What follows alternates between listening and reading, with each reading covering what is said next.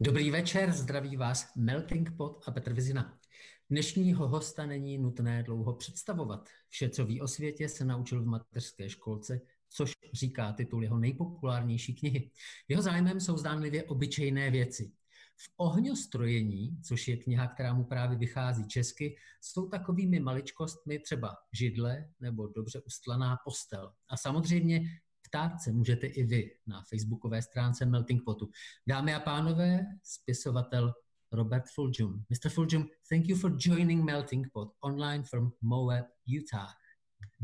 Dobrý večer. Mluvím česky, so English is what we will use. Yeah, English will do. Now, I said dobrý večer, good evening, but what time is it now in Utah? It's noon. Noon. And I must confess, I have never been to Moab, Utah. Can you tell us more about the place we see behind you? Well, this is the place in which I work when I write and think, and there's another big room that has a lot of what I'm thinking about up on the wall.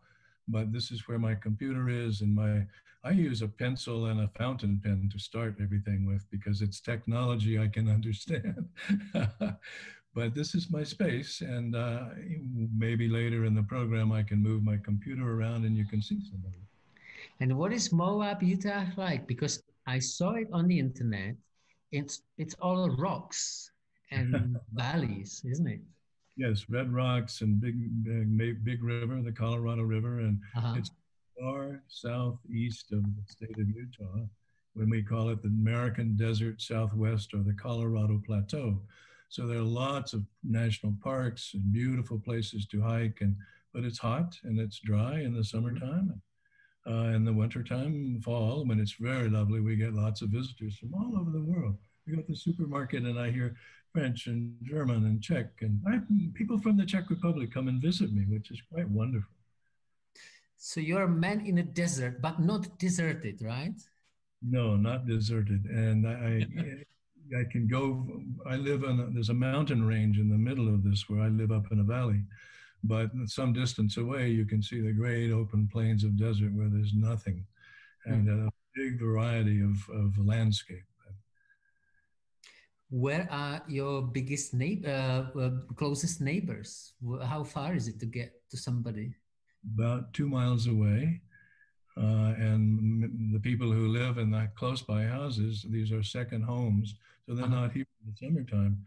So at night I can go out and sit on my porch and I see no lights, I hear no sounds, I can hear the bats flying through the air searching for insects. It's very quiet.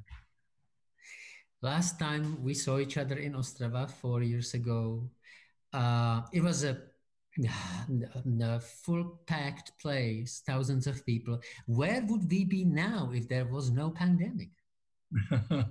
Well, I was invited back to Meltingpot, and we had some really elaborate plans. Last year, 2 years ago, I traveled to 28 small towns with 2 actors, and we formed an acting company, which we now call Fulghum's Flying Fireworks. And we to do a production at Meltingpot. And then I was invited to speak to the International Congress of Psychologists and had all kinds of plans. And I'm writing a column for Marianne Magazine. And so I was looking forward to meeting the staff and meeting the director and all kinds of things. But I say, no, don't worry. We just postpone next year. Well, but I guess you must have felt a bit of a disappointment, didn't you? Well, sure, but then that's life. Life is full of disappointments and very big ones. I didn't get to travel for the 4 months. I didn't get to go to Crete. I couldn't go to Greece this year. But, good things get postponed, and I found a way to use that time. And then on a small scale, as I said to you earlier, I wanted to have blueberries for breakfast, and I didn't have any in the refrigerator. But my notion about this comes from a cartoon, Charlie Brown and the Peanuts cartoon. You familiar with those? Yeah. Charlie Brown is talking to Linus, and they're making their lunch. And Charlie Brown says, I hate this. Every day it's peanut butter and jam and chocolate milk. It's the same thing every day. Drives me crazy. And Linus says to him, who makes your lunch, Charlie Brown? And Charlie Brown says, I do. But so, surely, my attitude about disappointment, I make the lunch, my expectation will just postponed. So. but is there sort of a general way how you handle your own disappointments? Because it's one thing to get blueberries somewhere, which is doable, and it's pretty another thing, when things come to nothing. Sure. People die. People get sick. There are accidents. I mean, this is life. And part of my expectation is that one will not always get what one wants when one wants. And sometimes you'll get something you don't want at all. I'm very lucky. I'm still in really good health and in good spirits. And my disappointment would be to find out tomorrow that I have some major disease or whatnot, because I have lots of things I want to do for the next 10 years. So. Was there a disappointment in your life? Because I'm just curious about disappointment as something very common, and you write about common things. Yeah. And disappointment is something we all experience maybe a few times a day. So you mentioned that you try to use bad things as a motive to do something good. And you said that you used time during the pandemics to write. Anything else we can make out of the situation that we cannot see each other face to face? We talk through, computers. Yes, but imagine how few years ago we could not do this. That's right. Yeah. I have a companion who lives in England on the island of Alderney out in the Channel Islands. She's 7 hours away. And if things were the way they were, let's say 10 years ago, we would have to write letters every day or very expensive long distance calls. As it is, we talk by the Face app twice a day. And you think, for whatever I think about technology, this is one of the great things. You and I can meet again. And right. Yeah, that's a good point. I didn't think. And this will be 3D. I can reach out and touch your nose. Yeah, you can appear here in Střešovice, or I can appear in Moab. Yes, time travel. Who knows? I mean, you're old enough, and I'm certainly old enough to know that amazing things keep happening. And you never know. You don't expect this. I didn't expect to have a device I can hold in my hand and talk to anybody in the world. But True. I'm sort of like observing your credo, shall I call it. When we met in Ostrava, you talked about what I would call investment of faith. And you said, any person is to be trusted unless they prove otherwise. That's what we talked about before going on stage. What sort of faith investment is this? And does it work for you in life? Well, my experience has been, of course, that there is a dark side to the human race. There are dark sides to every individual, and there's a dark side to me. But what I look for is the good, and I look for the connection. I'll give you a good example. This week in Sturgis, South Dakota, a little town of 7,000 people, there are 250,000 people on Harley motorcycles. It's the biggest gathering of Harley motorcycles in the world. And most people think, oh, those are bad people. They're into drugs and sex and violence and so forth. Last night, I was eating in a local restaurant, and there were 10 people on motorcycles who came in. And so I went over and I said to them, may I talk to you? And, they were surprised because I don't look like them.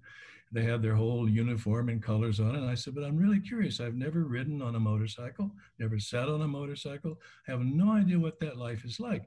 But when I see you guys out on the highway, it seems like a really hard way to go. It's windy and cold on.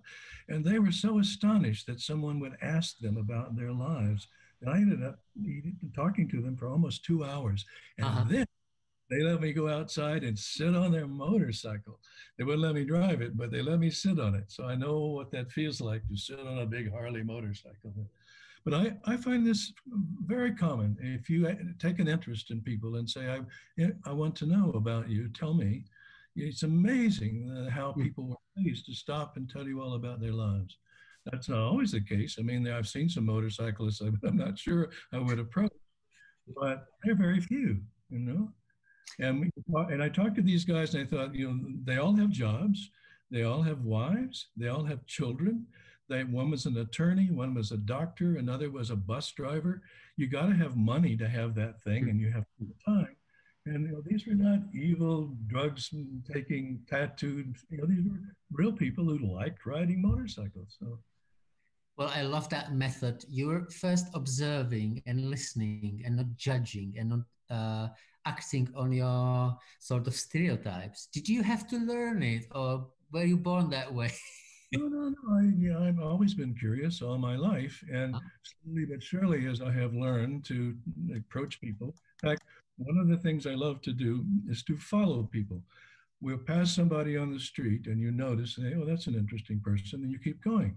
But if you turn around and discreetly follow them and to see where they're going, how they walk, what they're doing, you learn something really important about other people. So I play spy a lot and follow people. You're spying on them. That's good. Yeah. And over and over and over, I have learned by my first impression that what I learned by following and seeing what they were doing, or sometimes in a grocery store, I don't shop. I follow somebody who interests me.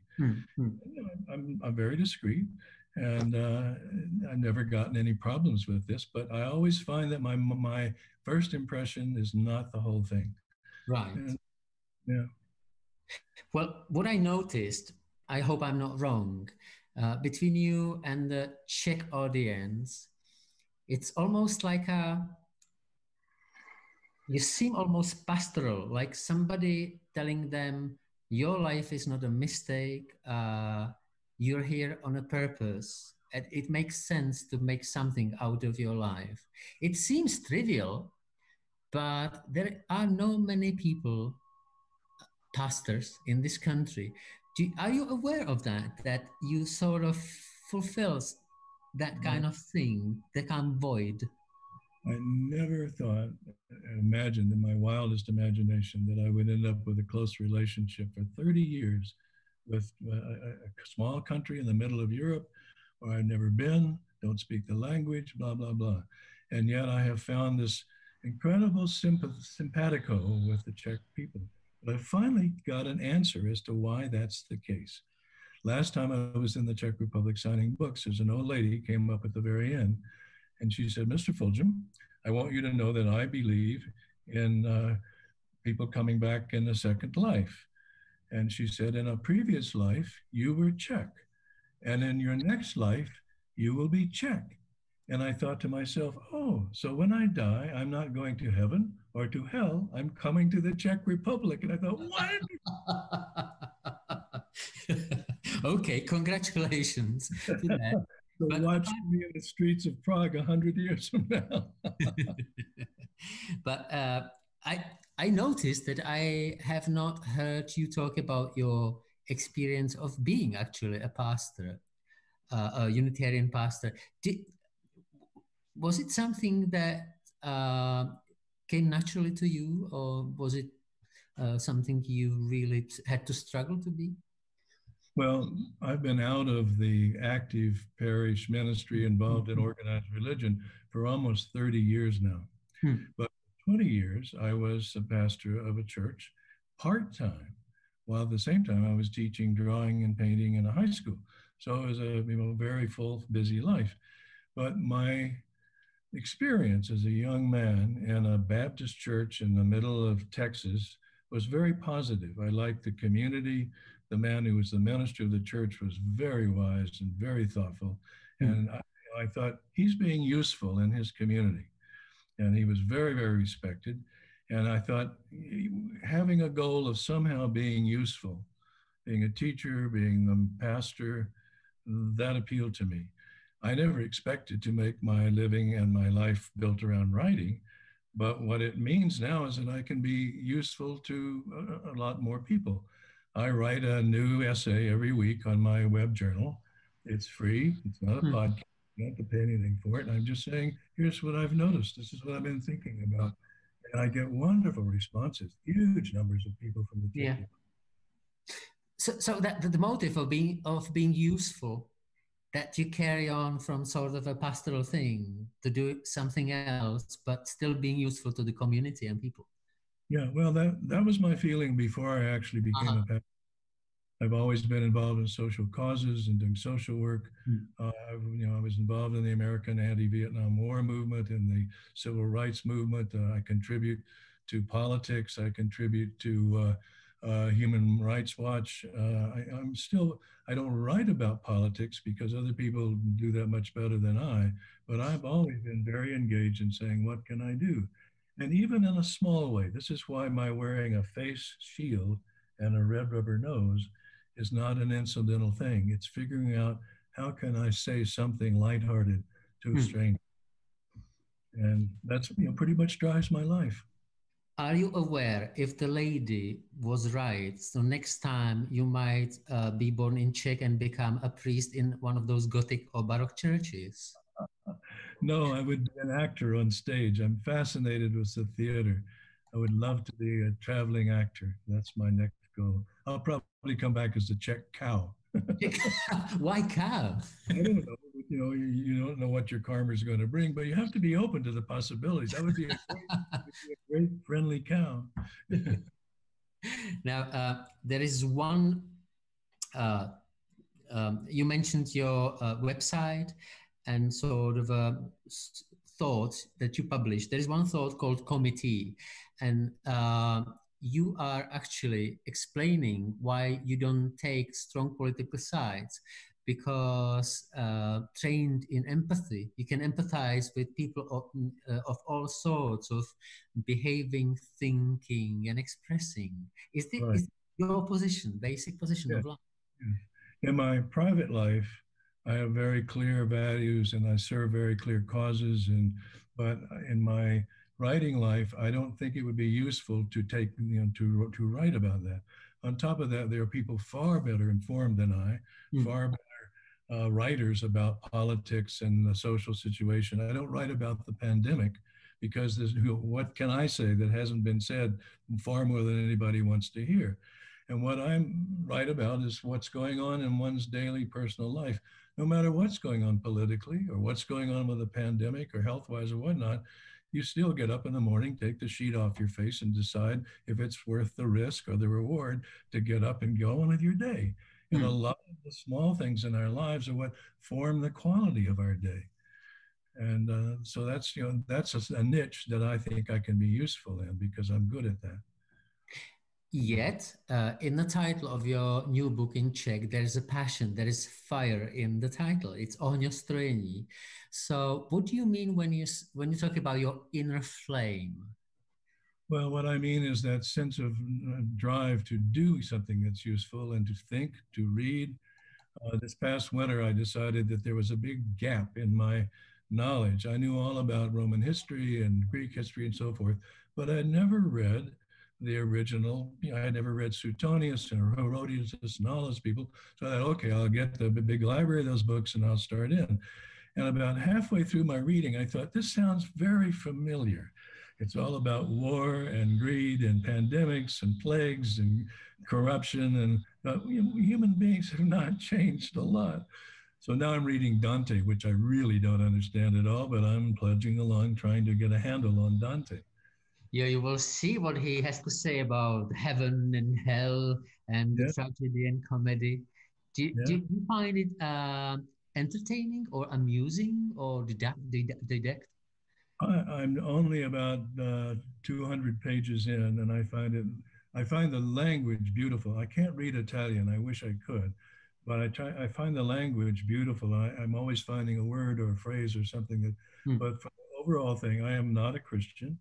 I know about the world. I guess I grew up a Christian, but I don't think about things the way he does, except I see what he's saying as a metaphor for the world, and you substitute words, and there is hell on earth. We create our own hell. I believe in that sense of hell. I don't believe when I die I'm going to hell because I'm coming to Prague. So.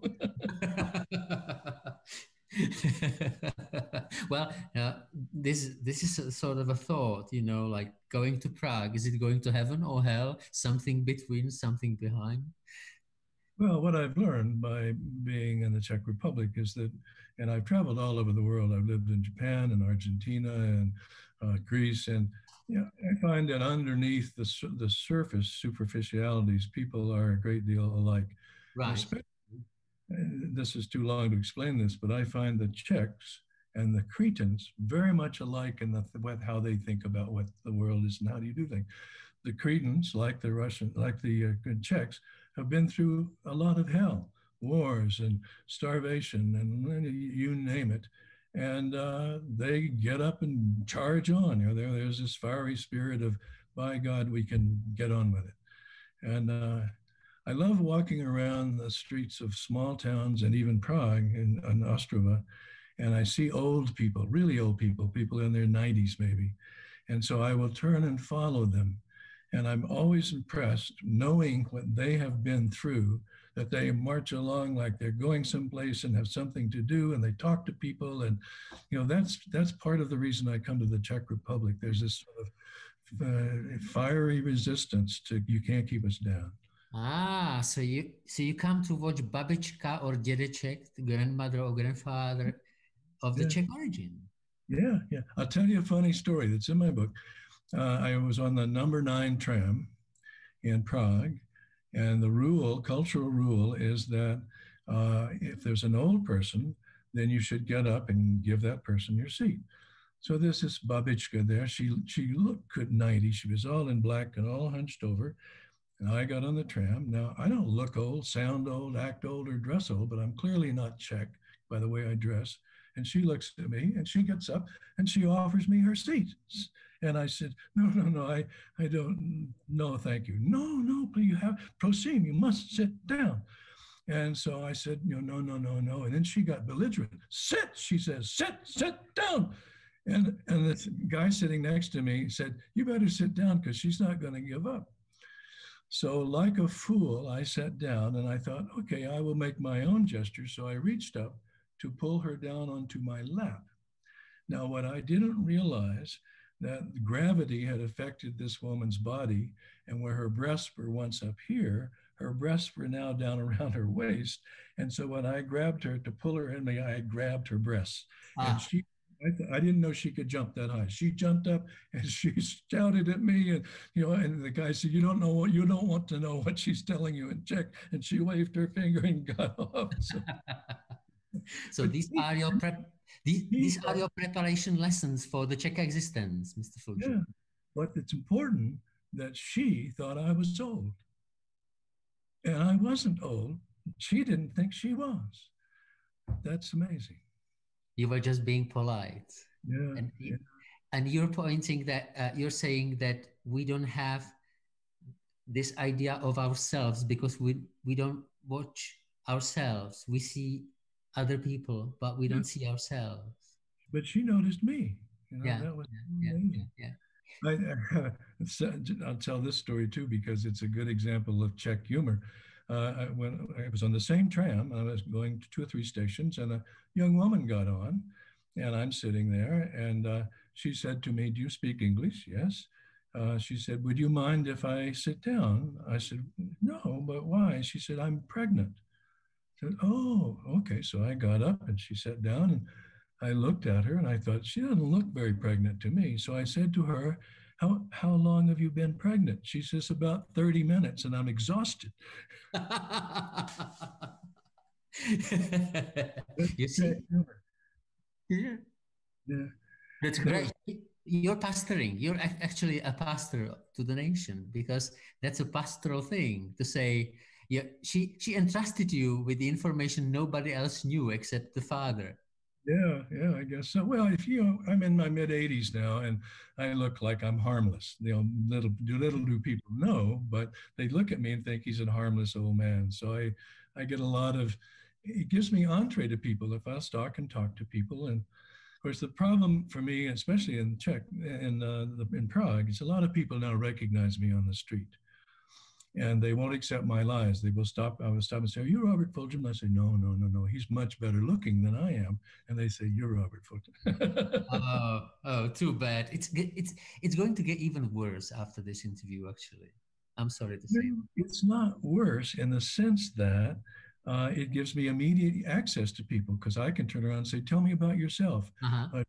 take me someplace for coffee, take me to, show me your neighborhood. And it gives me a key that very few people have, because they know enough about me to know that they can trust that I'm interested in them and they know why. So it's not a problem. So basically, you are still interested in people. Some people say that once people start bother you, you don't want to meet anybody new. That's old age. That's being old. So basically, you're not old because you have not had enough of people. No, that's true. There's nothing more exciting to me than someone says, "Are you Robert Fulghum?" And I'll say, "Well, I'll tell you who I am if you'll tell me who you are." And then we're off and running. I've had some wonderful evenings, especially young people will do this. They will take me out for a beer. They will take me out for dinner. And I'm really good at getting other people to talk about themselves, because I can say, "You know about me. I don't know about you. Tell me." So. Now, there are a few people in your new book I would love to meet. One of them is a gentleman who is talking to watermelons. I have never seen anything like that in the world. So perhaps you can tell us the story before we all read it. Well, we all know people who seem to have special skills or talents that we don't have. For example, my father was raised around horses. He had horses, and no matter how upset a horse would get, he could calm the horse down, talk to the horse. And we call this, in American culture, a horse whisperer. Well, people who have special insights, and this particular man who sells vegetables in my neighborhood in Crete, he knows when a watermelon is ripe. And every time I've gone and tried to pick one out myself, and he'd say, no, that's not ripe. This one is ripe. And he's never been wrong. So I call him a melon whisperer, because he has that. Some people have that about other people. You find teachers who are really good with kids, and they can be with a child who's all upset and whatnot and just calm it all down. They seem to have that empathy of knowing what it's like to be on the other side of it.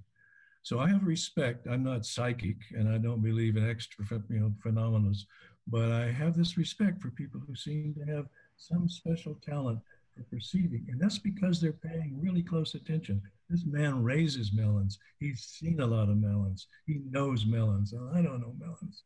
Yeah. Why is he whispering to them? That was my only question when I read about him. No idea. I think that's just part of his pulling my leg. But he will say, "I will talk to the melon," and he will say, "It's right, take it," or no, wait a week. And I think it's a game on his part, because he's playful. He's an older guy, and he likes to play, and he flirts with the young women who come in, and he has a light heart. So I think whispering is part of his act, but that's fine with me. So you're saying there is not a certain age when you should stop flirting or appreciating women around you? No, I wouldn't touch that with a stick. I can say, I wrote this down because it's important. This is something in this new book. There are places where I stop and say, these are lines out of my woodpile. I'm not writing about them. I'm just saying these are somewhere on my wall, whatnot. And there's one about play, and I'll read them to you. I say, foolish joy is the product of play, and a life without joy is not worth having. A child who doesn't play is not a child.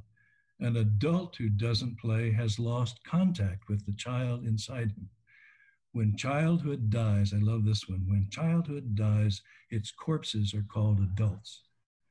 We don't quit playing when we grow old. We grow old when we quit playing. And so that's, flourishing life must include play, say I. It's not to pretend, it's to imagine, it doesn't require a lot of expensive toys or equipment. It's an attitude, Now, I'm a very, very serious person, but I love to play. Can I tell you a story about why I know Czechs are players? Oh, sure, tell me. This is a long story, but it's a wonderful story. It's called The Story Without End, and it hasn't ended yet. And every time you think, oh, that's the end of it, no, there's going to be more. I look for people that I think are players. I think I have a sense of people who look like they're alive and full of mischief, and especially kids. So I was on a train going from from Prague to Olomouc, and there was a bunch of kids, school kids, on an excursion with their teacher. So this young blonde girl, maybe 10 years old, I think, she comes up and gets right in my face and she says, "I've seen your picture in the paper." I said, "Yes." She says, "And I've seen your picture in the subway, in the metro. What do you do? Who are you? What do you do?" And I thought, I bet she's a player. So I got down really close to her and I said, "Promise not to tell?" "Yes." "I am a professional bank robber." And she says, "Wow, I've never met a bank robber before." She says, "Where are you going?" I said, "I'm going to Olomouc." "Why?" "To rob a bank." "Why?" "Because that's where all the money is." She says, "I'll be right back." So she went over and talked to her teacher. And the teacher looked up and looked at me, and she clearly recognized me. So she said something to the child, "He's harmless, go talk to him." So she comes back and she says, "Are you really going to Olomouc to rob a bank?" I said, "Yes." She says, "Can I go with you?" And I said, "Can you drive a car?" "No," she says, "but I can run really fast." And I can imagine when she went home that night, her mother said, "What did you learn in school today?" And she says, "Well, I met this man who's a bank robber, but he won't let me go with him because I can't drive." And her mother saying, "What?" Well, I told that story and in Olomouc, and the next morning I'm walking down the street in Olomouc, and I hear this young woman comes running out of a coffee house shouting, "Mr. Fulghum, Mr. Fulghum." And I said, "What?" And she said, "I was there last night when you told the story about the little girl and the bank robber." And I said, "Yes." She says, "I have a car." Wait, that's not the end of the story. So the next night, I think I was in Havlicek Broad, and I told this story. And an old lady came up at the end, and she knows the story now as far as you know it. And she says to me, looking around, she says, "If you're in this town and you want to rob a bank, I have a car and a gun." I said, "Oh my God." So the next night I told that much of the story, and this very distinguished man came up to speak to me in his suit and tie on. And he said, "If you come to this town and you want to rob a bank, you don't need a gun. You don't need a car. You need me." And I said, "Who are you?" And he says, "I'm the manager of a bank and I have keys." So night after night, I kept adding on to this story, and people would come up afterwards and say to me things like, two beautiful young girls came up and said, "We don't want to rob banks, but if you do and you want to have fun with the money, get in touch with us." Another guy came up and said, "Listen, I'm an attorney." And another guy said, "My wife, I'm the mayor of the town, and my wife is the police chief. Do you rob a bank here? No problem." Another guy came up and said, "My mother has always wanted to rob a bank, and here's her cell phone number. When you're here, get in touch with my mom and have a good time because she's a really cool chick." And this went on night after night after night. And so there are two parts of this that it's not an ending story. I was sitting on my porch here in Moab, and two young people came riding up in bicycles. And they said, "Hello, are you Mr. Fulghum?" "Yes." "Do you have a car?" "Yes." "Can we borrow your car?" And I said, "Why?" They said, "We're Czechs from Olomouc. We've come to rob banks." No, really? Yes, it really happened. And I have their picture. And then when I, using the camera that I can see, I saw all these Czechs walking around the streets with their masks on. I thought, the whole country is bank robbers. And I worry when I come through the immigration next time and the guy says to me, "Well, Mr. Fulghum, what brings you to the Czech Republic?" And I hope I don't say I'm coming to rob banks. So it seems to me that you have different plans than to be a pastor or a priest in a Gothic church next time you're here. So this is much more interesting existence. Well, I wouldn't last very long because when it came to communion, I would give people gummy bears, and that wouldn't make them smile. Now, there is yet another concept in your new book that I think is admirable and it's worth thinking about. And you brought it from Japan. Well, it's not important that the Japanese call it kintsugi. basically it's appreciating things that are repaired, because those things connect you with the past, and they are not disposable, cheap stuff. Right. How important is that topic now, when everything is ready-made, everything is at hand, and you can throw it away and buy something new, cheap? Well, it's an attitude. I'll give you 2 examples. I have a beautiful bowl that I've had for a long, long, long time, and I dropped it and broke it. And then I have a coffee cup that my son and I got together at a very important thing, remind me of him, and I broke it. And so I'm not really good at this, but my first thought was, well, I throw it away and get another. But that bowl and that coffee cup have a history. They have been places. They have been cared for by me, and I wanted to keep them. And so the Japanese have this attitude: if there's something that's lovely and meaningful, you repair it, and by repairing it, you add to it rather than just simply fixing it. And it's an art in Japan. They use gold powder. There's some beautiful things that have been repaired, and you can take that same idea and put it over into human relations. I think of people that I have gotten crosswise with, or who are unhappy with me, or their life has changed and my life, and the relationship is broken. The notion is to apply kintsugi to thee by making the gesture of saying, I'm sorry, I blew it, I screwed up, I don't want that, I really treasure our relationship. What can I do to repair it? And that relationship becomes stronger and more meaningful and more lasting, because that's what they wanted, but they don't know how to do it. And some of the things I treasure most are relationships that have been repaired and objects that have been repaired. It's interesting that you should say so, because that's the way I was going to go, because this is actually not talking just about marks, it's talking about people. And if you've been through something difficult with the people and you repair that relationship, it's more dear, isn't it? Yes, yes. I have an old car. You would think that I could afford a brand new car, but I don't want a brand new car because I have too many gadgets and widgets, and I don't want to drive a car using a computer screen. So I have a car that's 25 years old, and I keep it in good shape. And it has dents and has scratches, and there's a window that's cracked. And people say, why don't you get rid of that car? And I said, no, the car is experienced. And I can point to every ding on it and tell you about that. And it has never let me down, and it gets me to town and back, which is all I want. So its brokenness, in fact, enhances value to me. Fantastic. Now tell me, there is one more idea in your book. It doesn't seem pretty ecologic, because if you had everybody follow your example, the sea or Vltava River would be full of bottles, because you, and I doubt that this is a clever idea, but there's something about the idea that I find amusing and interesting. You said that in various times of your life, you put a message into the bottle and you threw it into the water. So what are the messages? Because you say, when I was 30, when I was 40, when I turned 60, what were the messages?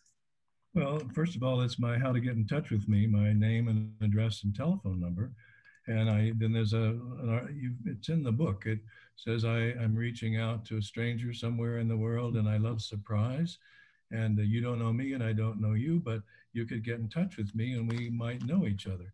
And for all the bottles I've dropped in, I've never had one come back.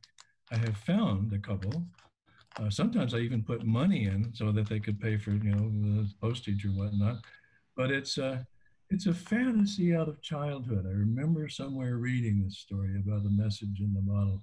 And usually there was a genie that came out of the bottle, and I haven't found one of those yet either. But it's part of my sense of playfulness, and it's part of my sense of foolish joy.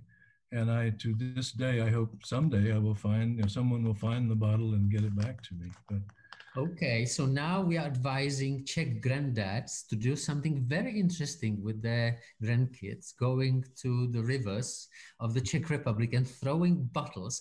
So do you suggest glass bottle or plastic bottle? What do you suggest? Well, Peter, you asking me to have thought this carefully through, and of course I have. One of the things that I say to people, nowhere in any of my books have I ever told anybody else they should live the way I live, think the way I think, or do what I do. I'm simply saying this is something I do. And you know, I've been by the sea and I've been by the rivers. I don't see many bottles. People don't do this. In Japan, grandfathers make paper boats, and they write messages on the boats and put the paper boats and then let them go. So there are other ways to do this. But I've always used, in fact, now I'm down to using really tiny little bottles, you know, the ones you can get samples of, and putting little tiny messages. And I realize it's probably ecologically unsound, but I'm not perfect, you know. I do some things that are not quite good or right. But no, I'm only teasing, you know. Have you thought about your books as being your bottles? Because you said that nobody ever replied. So your book is perfect bottle. Yeah, no, that's what I say. Every week I write something and put it on my web journal, which is free. I am casting it into the world.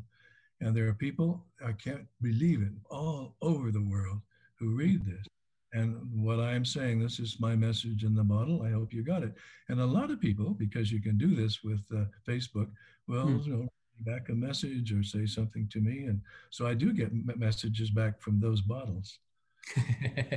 Some people go way out of their way to get in touch with me. And I won't tell you how they do it, but they figured out a way to get to me. And because I'm pretty difficult I can't spend my time writing correspondence all that. But frequently they will send me their telephone number.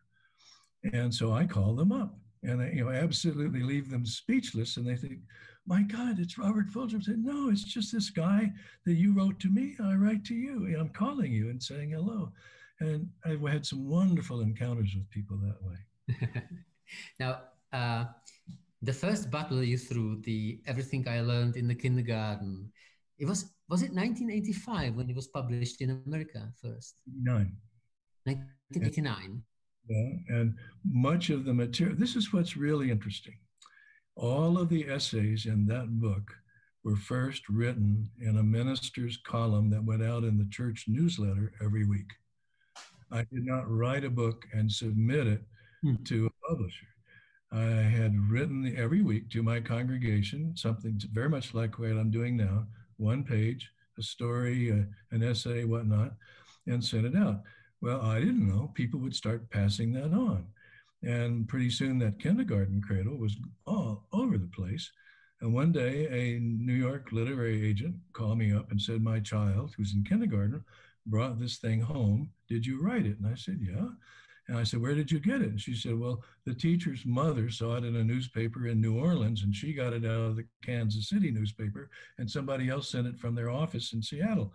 So she said, do you have any more? And I said, I got boxes of this. I got 20 years of this stuff. And she said, well, why don't you make a book out of it? And I said, no. Why don't you make a book out of it? Because you're a literary agent and an editor. So she took stories. I had to edit them because they were written one sentence at a time and put them in paragraphs, but that's all they did was to edit them.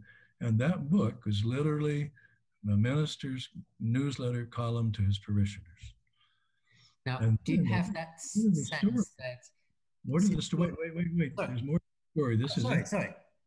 So they offered me more money than I ever thought I would ever get in my life. I could finally pay off my credit cards, and that would be rich from my point of view. And then the book went in 1 year to the top of the New York Times bestseller list and stayed there for 2 or 3 years. And the next thing they do, I don't mind committing this, give this for paperback rights. Would you accept $1 million as an advance? And I said, I have to think about that. And I said, I thought about it. That's fine. And then there were 5 more books, and they all went to the top of the New York Times bestseller list. And when I go to authors conferences and they say, how do you get published? I said, I don't know. When they want you, they come get you. It's a wonderful fairy tale. And then when the books came being successful, then I thought, well, I guess I'm going to stop and teaching art and being a minister, and I will see what happens with this. Somebody offers to dance with you, you say, why not? And so now for the last 30 years, I have been writing books and essays and stuff. And what happened in the Czech Republic is always what happens to me. You develop a relationship with a person. There was an editor called named Eva Slamova, she's also a playwright. She's dead now, unfortunately. But she and I just clicked. We were like missing souls or something. And she invited me to come. And this was 1990, I think. And I've been going back ever since. And I knew she was my kind of person because I had written something about tree climbing. I was doing a lot of tree climbing. And she had the first press thing all up in a tree. These are my people. I remember Eva very well. She was extraordinary, wasn't she? Yeah.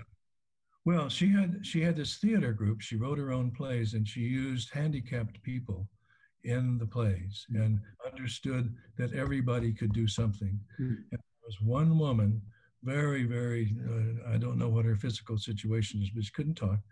But Eva wrote a play about the seashore, and this young woman's job was to make the sound of the seagulls. And Eva had found a part for this woman in this play. Yeah. I really miss her. I wish she was still around to see what happened. But we were great friends. She came to spend time with me in Crete, and she had cancer, and she had a double mastectomy, and she lifted up her bathing costume and showed me what that was like, and that's the friendship we had. Imagine. I was going to say that you've been with the same company for 30 years, the publishing company in the Czech Republic. It stays in Eva's house, even though Eva's not there anymore. Yeah. And I was going to ask, you talking in your books, you're writing about sort of basic human kindness, ability to first listen and then to speak, ability to watch, but the world around is changing rapidly. And it's not, when you look around, and I read your committee and I think, oh, who are you when you look around? Which type of person you are? And you see Trump, you see aggressive China, you see debates on the internet that are wild and there's no kindness at all. What is happening? I don't think things are any different than they've ever been. We go through dark, difficult times. We've had lousy presidents before. We've gotten into stupid wars before. When I was a kid, there was polio. You couldn't go out of the house all summer because of the polio endemic. And then there was measles and diphtheria and chicken pox and all, there's always been, the bugs are always out there. And we're always dealing with them. And we've done amazing things with polio. And in terms of China, China's come up, China's come down. I don't think the world is all that different. It depends on what you choose to pay attention to. And I'm paying attention to Trump is there, but then there's the Black Lives Matter movement. And there's the anti-police brutality movement. And there's a whole rise of, 100 years ago, women couldn't even vote in my country. And now we're talking about having a woman vice president, and there are women in Congress. And I don't deny the dark side, but I can sit down with a bunch of motorcycle guys and find that there's some good people there. Thank you for the perspective, for putting things into perspective that is sort of calming. Now, did you tell me what would you write and put in that bottle if there was a bottle at your disposal and there was a river in front of you? Would that be a message? Except call me. Well, there's the English phrase that I like a lot, which is keep calm and carry on. And that's what I put in my next bottle, keep calm and carry on. I'm not going to live forever, but the human race somehow finds the courage, the skill to move on and to survive. And I often say, we human beings are an invasive species of the earth. The earth was doing just fine before we showed up. And now we're doing all these things that climate change is, I think, going to be I won't be around to see the worst parts of it, but we'll somehow figure out how to adapt to that. I mean, in 1351, 25 million people in Europe died of the Black Plague. Europe's still there. People are still getting up out of bed and going to work. I mean, some of the people are dead, but somehow the human race finds in itself the courage to go on. I always quote to myself a great line from the journal of Albert Camus. He said, "In the midst of winter, I found there was within me an invincible summer." I can't say it any better than that. Thank you very much for saying that. Thank you very much for your precious time. Oh, I have to say a few hellos. One hello says here, velice zajímavé povídání, very interesting talk. Thank you. I'm watching you from Denmark. Says somebody. And I have to say, I have to tell you one thing. Do you understand the word hospoda? Oh, yeah. Oh, yeah, yeah. So there is the best hospoda in Prague, in my opinion, just round the corner. And there's a lady who's behind the bar. Her name is Libushka. She likes you a lot. And I promised her to say hello. So I'm saying hello. And the next time I come, I hope I get a free beer. Okay, I'll tell you tonight. To tell her that you asked for a free beer. And I think you're granted free beer already. Can I give you something to finish with? Sure. A long time ago, I wrote this, and it's something I still believe in. When people ask me, what do you do? And I say, I'm a storyteller. And this is the storyteller's creed. I believe that imagination is stronger than knowledge.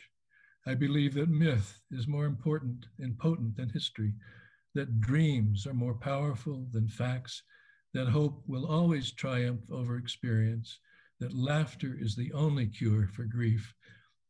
And I believe that love is stronger than death. Amen. Mr. Fulghum, thank you very much. And please come to have a beer in Prague. You can count on it. Look forward to seeing you in person. Take care. God bless. Stay safe. Stay safe. And thank you to all of you who were watching us. Děkuju pěkně. Hezký večer. Nashledanou.